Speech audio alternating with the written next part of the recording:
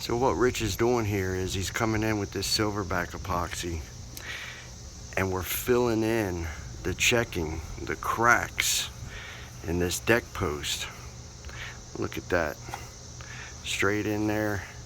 And what it does is it covers these in completely. This Silverback Epoxy will fill them in, and then water won't be able to access in those cracks and sit down in there and cause moisture and rot. And we typically always seal these off very well when we do a deck system.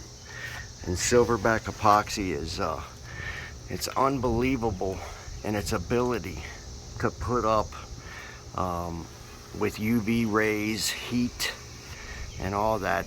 You'd have probably a little bit of problems using epoxy in this situation, but with the way we've formulated Silverback Epoxy, it's unbelievable at how it puts up with movement, number one.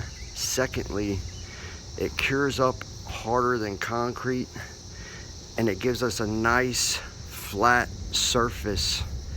And so when we coat this with the Kong Armor system, all these cracks will be filled in, and this post will look brand spanking new, almost a synthetic composite like appearance to it. But the value is water.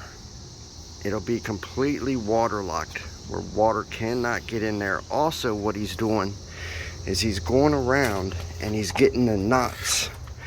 So in case a little baby or somebody comes and runs their fingers across this, the knots that he's filling in with the Silverback Epoxy won't be there anymore, and it'll be smooth and uniform. Great job, Rich. Thank you, man.